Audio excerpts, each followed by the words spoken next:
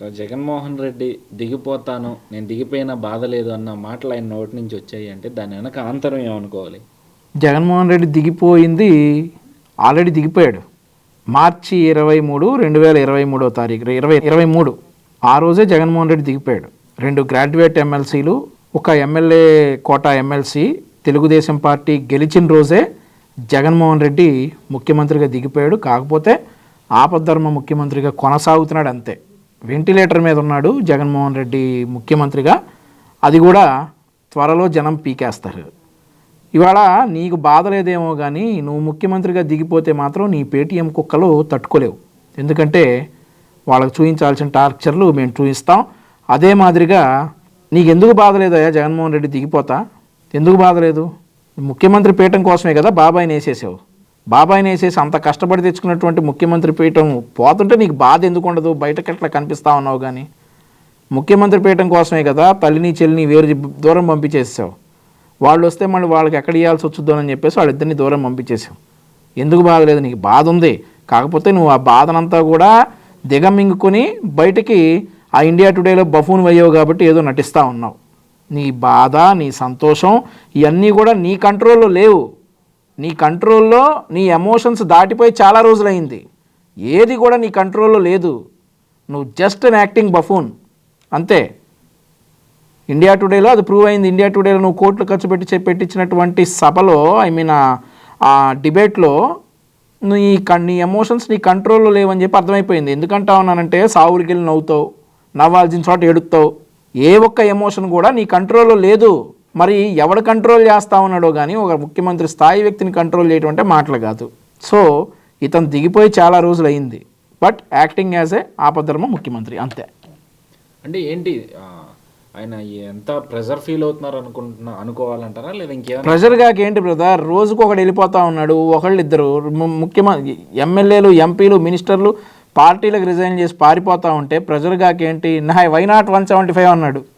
ఈరోజు దేవుడి దయ ఉంటే గెలుస్తాం, దిగిపోయినా బాధ లేదంటా ఉన్నాడంటే ఎంత ప్రెజర్ ఉంటే అది? నువ్వు సక్కంగా చేస్తే ఎందుకు పోయేవాళ్ళు? నువ్వు పోయేవాళ్ళు కాదు కదా నిన్ను దాటి.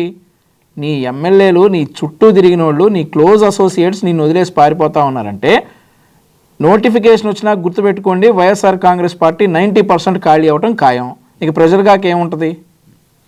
అంటే ఒక పక్క తెలుగుదేశం, జనసేన, ఇప్పుడు కొత్తగా జగనన్న బాణం, ఇంకా ఎక్కువ ప్రెజర్ అనుకోవచ్చు. మరి జగనన్న బాణం గురించి నా పర్సనల్ ఒపీనియన్ ఏంటంటే, ఇప్పుడు చెప్పే నిజాలైతే కనుక అన్నాచెల్లెళ్ళు ఇద్దరిది డ్రామా అవ్వకపోతే కనుక పులివెందుల నుండి జగన్మోహన్ రెడ్డి బాణం షర్మిల గారు కంటెస్ట్ చేయాలి. అన్న వైఎస్ఆర్ కాంగ్రెస్ పార్టీ తరపున కంటెస్ట్ చేయాలి. తండ్రి గారి సీటు కాబట్టి చెల్లెలు కాంగ్రెస్ పార్టీ తరపున కంటెస్ట్ చేయాలి. అలా కంటెస్ట్ చేస్తే జగన్మోహన్ రెడ్డి షర్మిలది నిజంగా షర్మిల వాళ్ళ ఫాదర్ గురించి, వాళ్ళ ఫాదర్ ఆశయాలను కొనసాగించడానికి అన్నను కూడా విభేదించిందని నమ్ముతామే కానీ ఏ గుంటూరు నుండో విజయవాడ నుంచి కంటెస్ట్ చేసింది అనుకోండి, ఇదంతా ఇద్దరు కలిసిన డ్రామా కానీ తీసుకుంటాం. ఇదంతా పెద్ద డ్రామా అని నేనైతే అనుకుంటా ఉన్నా. మరి వాస్తవం ఏంటో మనం వేచి చూడాలి. ఒకవేళ పులివెందుల్లో కనుక షర్మిల కంటెస్ట్ చేస్తే ఇది నిజమే. లేదు పులివెందులు వదిలేసి మీ రాష్ట్రంలో ఎక్కడికి వచ్చినా కానీ ఇది డ్రామా. సో అలాగే ఇప్పుడు ఈ ట్రోల్స్ కానీ లేదంటే ఫేక్ ప్రచారాలు కానీ ఎక్కువ కనిపిస్తాను. అన్నట్టుకు మొన్న అచ్చెన్నాయుడు గారి పేరు మీద ఇన్ని సీట్లు తెలుగుదేశం, ఇన్ని సీట్లు జనసేన అని చెప్పి ఒక లెటర్ వచ్చింది. నిన్న చూస్తేనేమో లోకేష్ అరెస్ట్ అని చెప్పి ఒక ఫేక్ వార్త వచ్చింది. సో దీన్ని ఎట్లా చూస్తారన్న? ఇప్పుడు పేటెంట్ రైట్లు ఈ ఫేకులు క్రియేట్ చేయడంలో ఇట్లాంటి పేటెంట్ రైట్లు ఎవరియండి? రాష్ట్రంలో వైఎస్ఆర్ కాంగ్రెస్ పార్టీ నాయకులవి, కార్యకర్తలవి.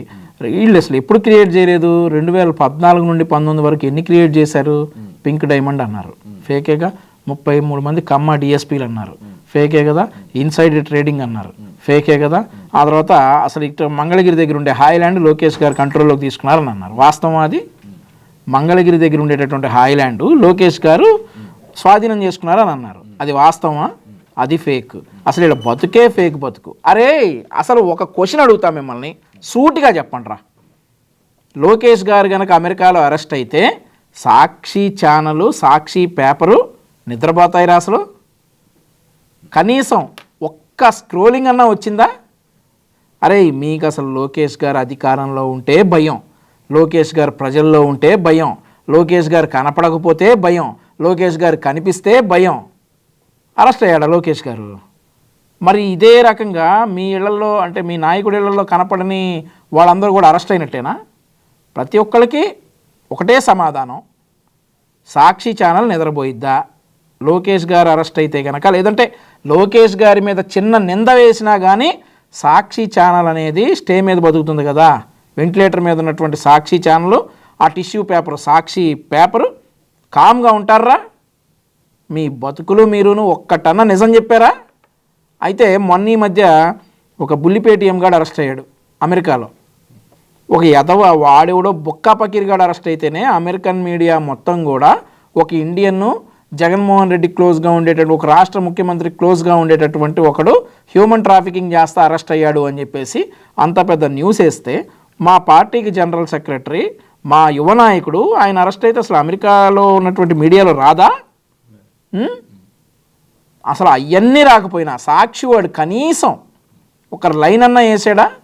ఇలా ఇక్కడే అర్థమవుతుంది కదరా మీది ఫేక్ బతుకని.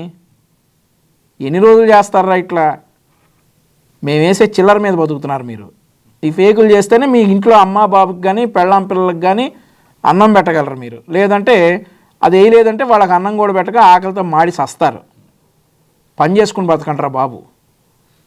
అంటే 2019 ఎన్నికలకు ముందు ఈ ఫేక్ ప్రచారాలని అట్లా కాదు బ్రదర్, తిప్పుకోవట్లేకపోయిన పరిస్థితి అప్పుడు దాంట్లో బలంగా తయారైంది అనుకోవచ్చు. కరెక్టే. 2019 ముందు 2014 నుండి 19 వరకు మేము అభివృద్ధి మీద మాత్రమే కాన్సన్ట్రేట్ చేసాం. అభివృద్ధి మీద కాన్సన్ట్రేట్ చేసి ఈ నా కుక్కలు చేసే అరాచకాల్లో మేము చాలా లైట్ తీసుకున్నాం కూడా అప్పుడు. సో దాని ఎఫెక్ట్ ఏంటనేది ఇవాళ మాకంటే కూడా as a Telugu Desam party leaders కంటే కూడా ఆంధ్రప్రదేశ్ రాష్ట్ర ప్రజలు ఎక్కువ అనుభవించారు. ఆంధ్రప్రదేశ్ రాష్ట్ర ప్రజలు ఎక్కువ బాధపడతా ఉన్నారు ఈరోజు ఈ ఫేక్లు నమ్మటం వల్ల. ఏది రా పింక్ డైమండ్? ఎక్కడరా 33 మంది కమ్మ డిఎస్పీలు? ఇది హైలాండ్ లోకేష్ గారిది అన్నారు కదరా, ఎక్కడ? అమరావతిలో ఇన్సైడర్ ట్రైనింగ్ అన్నారు కదరా, ఎక్కడ? క్షుద్ర పూజలు అన్నారు కదరా, ఎక్కడ? అలాగే ఈ ఫేకులు ఇవన్నీ, ఈ వ్యవహారం ఏంటంటే అసలు ఇప్పుడు రావడానికి కారణం ఏంటంటే ఈ వాచ్ 2 కోట్ల రూపాయల వాచ్ ఒక హైకోర్టు జడ్జి గారికి 2 బ్రోకర్ గాళ్ళని ఇచ్చి పంపించాడు. అరే వేమిరెడ్డి ప్రభాకర్ రెడ్డి, నీ వృత్తి ఏంట్రా? నువ్వు ఎంపీవి, ప్రజాసేవ చేయకుండా ఈ బ్రోకర్ పనులు ఏంట్రా వేమిరెడ్డి ప్రభాకర్ రెడ్డి? అదే లెవెల్లో ఈడున్నాడు టీటీడీ ఈవో ధర్మారెడ్డి. నీకు అసలు ఏం చూసి పెట్టారు రా పేరు ధర్మారెడ్డి అని?